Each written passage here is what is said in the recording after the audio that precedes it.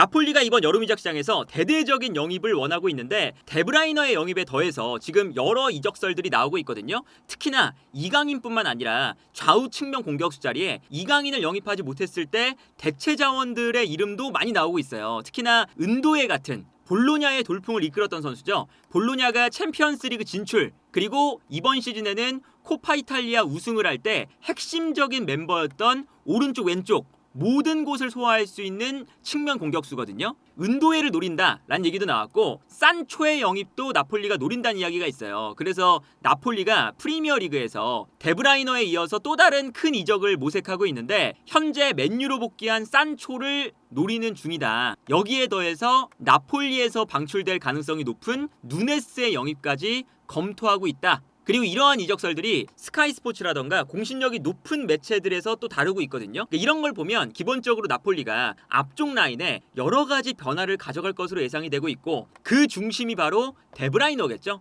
데브라이너가 나폴리로 이적한 이후에 어떤 이야기를 했냐면 나폴리에서 커리어에 새로운 트로피를 추가하고 싶다. 그러면서 팀 동료들을 도울 준비가 됐다. 이런 이야기를 했어요. 그리고 그 핵심 중에 하나가 사람들이 내가 이뤄온 커리어를 굉장히 칭찬을 많이 해주지만 나는 늘 최고의 수준에서 뛰고 싶다. 그래서 팀 동료들이 축구에 대해서 궁금한 점이 있거나 나에게 배우고 싶은 점이 있다면 내 축구관을 바탕으로 주변 선수들을 도와주겠다. 나도 다른 선수들에게 배워왔으니까 이제는 내가 다른 선수들을 가르쳐주고 알려줄 차례다. 이런 이야기를 했어요. 그러다 보니까 이 나폴리가 기본적으로는 이번 시즌에 세리아 우승을 하고 다음 시즌에는 챔피언스 리그를 병행하는 상황이다 보니까 아무래도 나폴리에 조금 더 젊은 선수들을 많이 영입해서 스쿼드의 두께도 늘리고 그리고 지금 나폴리가 데 라우렌티스 구단주와 그리고 만나 디렉터가 두 사람이 만들어가고 있는 지금 나폴리의 방향 자체가 약간 파리 생제르맹 같은 거거든요. 젊은 선수들을 영입해서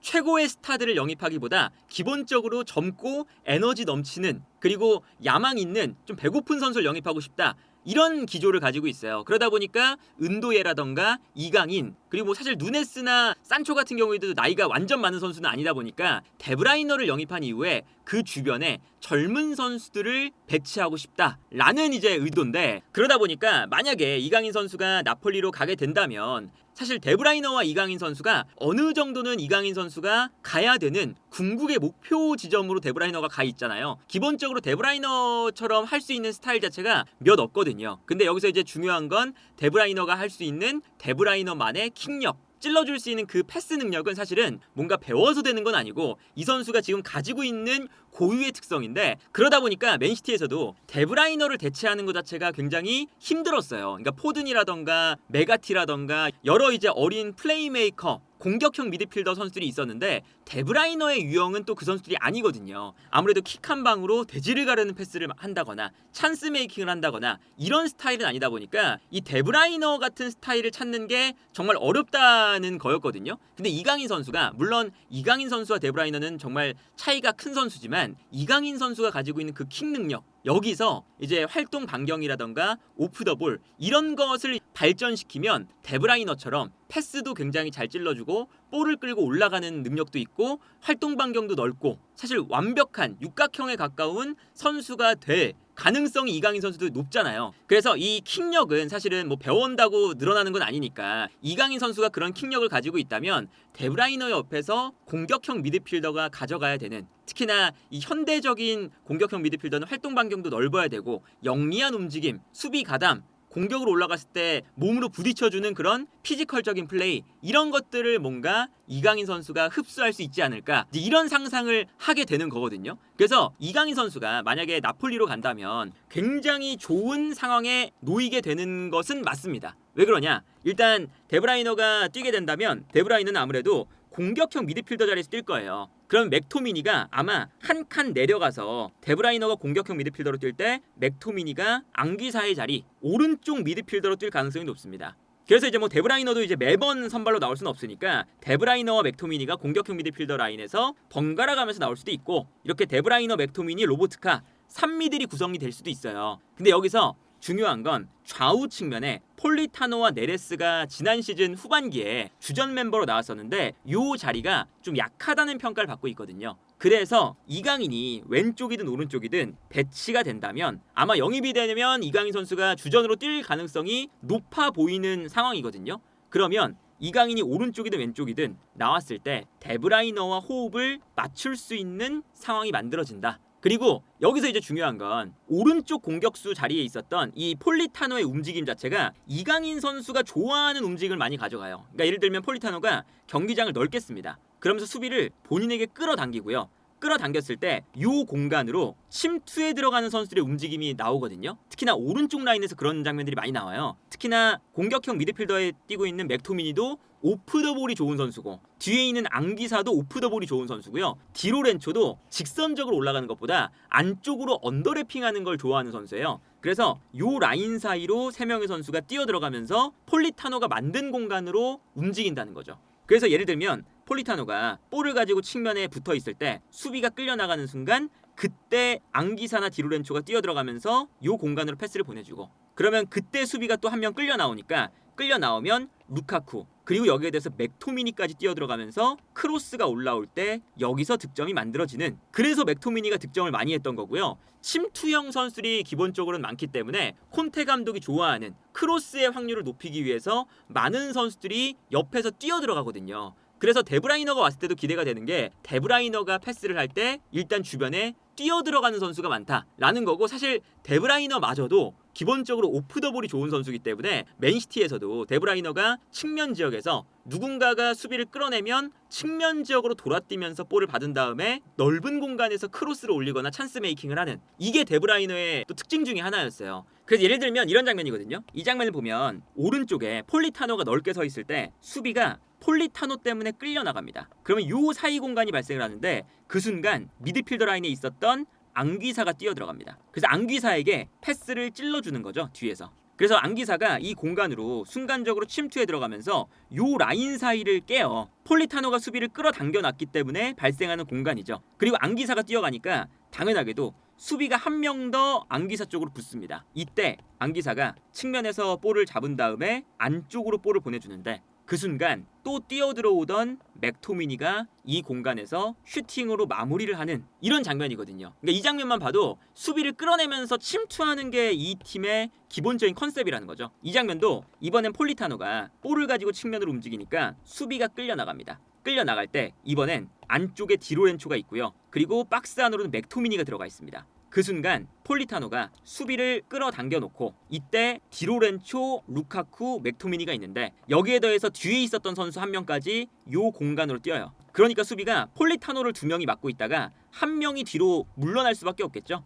그래서 뛰어들어가는 선수 한 명 때문에 수비가 순간적으로 이쪽으로 쏠리니까 그 순간 측면에서 폴리타노가 크로스를 올릴 수 있는 상황이 나오고 크로스를 올렸을 때 안쪽으로 침투하는 맥토미니 여기서 이제 득점을 만들거든요. 그러니까 이런 걸 보면 이런 식으로 될 수 있다는 거죠. 만약에 이강인 선수가 오른쪽에 나온다 그러면 수비를 끌어당겼을 때 이때 맥토미니가 뛰어들어갈 수도 있고 뛰어들어가면서 수비를 끌어당기면 다시 데브라이너가 뛰어들어간다. 여기서 이강인의 패스, 데브라이너의 마무리 혹은 데브라이너가 여기서 볼을 잡아서 수비가 달려들 때 어시스트를 하는 이런 기점 역할을 이강인이 할 수도 있고 데브라이너가 잘하는 움직임 중에 하나가 측면에서 누군가가 수비를 끌어내면 아까 말씀드렸던 것처럼 맨시티에서도 요 공간으로 데브라이너가 굉장히 잘 뛰어들어가요. 그 뛰어들어가서 이 공간으로 패스를 보내주고 데브라이너가 본인의 킥력을 활용해서 측면에서 크로스를 올리거든요. 이때도 데브라이너가 측면에서 볼을 잡는 순간 수비가 또 끌려나가고 이때 앞쪽에서 루카쿠, 뒤에서 뛰어들어오는 맥토미니 이 공간으로 크로스가 들어오면서 득점 만들기 이런 것처럼 뭔가 이강인이 볼을 잡았을 때 데브라이너와의 이런 움직임적인 이런 측면도 콘테 감독이 좋아할 만한 형태가 자연스럽게 형성이 된다. 그래서 지금 산초의 영입설도 나오는 게 산초가 아무래도 볼을 소유하고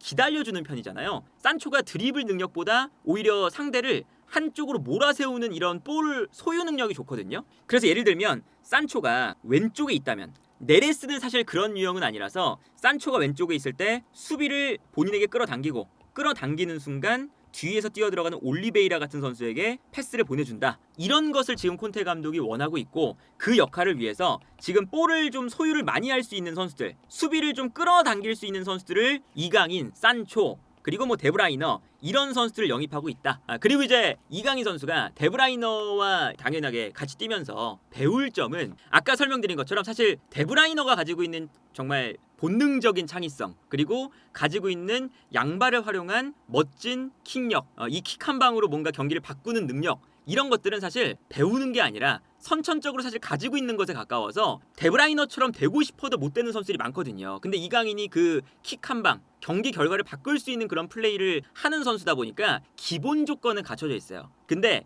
이강인 선수의 어쨌든 단점이라고 볼 수 있는 볼이 없을 때의 움직임. 근데 데브라이너는 현대적인 공격형 미드필더라고 칭송을 받는 게 데브라이너는 볼을 가진 상태에서도 굉장한 능력을 보여주지만 볼을 가지고 있지 않을 때도 공간으로 뛰어들어가는 움직임이 굉장히 좋은 선수거든요. 그래서 이 데브라이너를 현대적으로 완벽한 공격형 미드필더 이렇게 평가를 하는 거예요. 그래서 이강인 선수가 그런 오프 더 볼에 대한 부분을 만약에 데브라이너를 통해서 전수를 받는다면 그리고 데브라이너도 이제 어린 선수들에게 내가 잠재력이 있는 선수들에게 가르쳐주고 싶다 이런 이야기를 하는 걸 보면 분명히 데브라이너가 있는 나폴리로 이강인이 간다면 아주 큰 도움을 받을 수 있지 않을까. 그리고 이제 예를 들어서 이렇게 되면 이강인이 좋은 오프 더 볼 플레이를 습득하게 된다면 이강인이 공격형 미드필더로 나왔을 때는 이런 것도 생각해 볼 수가 있죠. 예를 들어서 왼쪽에 뭐 산초 같은 선수가 있다. 그러면 수비를 끌어당겼을 때 아까 데브라이너처럼 이강인이 여기 있다가 공간으로 열심히 뛰어들어가고 여기서 수비를 끌어당기는 선수에 의해서 이강인이 좋은 공간에서 볼을 받고 그러면 이강인이 뛰어들어가는 루카쿠, 맥토미니 이런 선수들에게 본인의 장기인 왼발을 사용해서 마무리 패스를 하는 이런 장면도 또 생각해 볼 수가 있으니까 여러모로 일단은 젊은 팀, 이 나폴리라는 좀 잠재력이 넘치는 팀에 간다는 것도 매력적이고 그리고 데브라이너처럼 현대 축구에 아주 적합한 공격형 미드필더 정말 산전수전 다 겪은 이 선수에게 가르침을 좀 받을 수 있는 좀 배울 점이 있는 그런 팀으로 간다는 것도 굉장히 매력적이다. 그러니까 이강인 선수가 이제 아무래도 이강인의 특징이 어린 시절 때부터 이야기가 나왔었지만 이강인 선수는 약간 클래식한 특징을 많이 가지고 있는 선수잖아요. 볼을 조금 더 소유를 많이 하고 본인이 공격의 중심이 됐을 때 공격 자체를 본인이 직접 팀의 중심이 되면서 경기를 풀어가는 그런 스타일인데 이게 이제 현대 축구로 넘어오면서 아무래도 압박이 워낙 거세다 보니까 이제는 공격형 미드필더 한 명이 아니라 두 명 그리고 공격형 미드필더들도 본인이 볼을 혼자서 소유하는 게 아니라 움직이면서 오프 더 볼에도 관여를 많이 해줘야 되는 그리고 수비할 때도 그렇고 공격할 때도 그렇고 기본적으로는 움직임이 굉장히 중요해진 시대가 왔어요. 오프 더 볼이 중요해진 상황이기 때문에 이런 것들을 이강인 선수가 조금 더 이미 뭐 사실은 기술적인 능력은 파리 생제르맹으로 갔다는 것 자체가 당연히 이 유럽 전체에서도 기술적인 것은 아무도 의심하지 않는 레벨이 있다는 거거든요. 그런데 이런 오프 더 볼이 아무래도 파리 생제르맹에서도 뭐 두에 흐비차, 덴벨레, 뭐 파비안 루이스 이런 선수들에게 밀린 이유가 오프 더 볼이니까 이강인 선수가 그 오프 더 볼을 나폴리에 가서 나폴리도 기동력 있는 축구를 지금 추구하고 있으니까 조금 더 현대적인 공격형 미드필더가 되는데 분명히 이 나폴리행은 매우 좋은 팀이 되어주지 않을까 싶네요.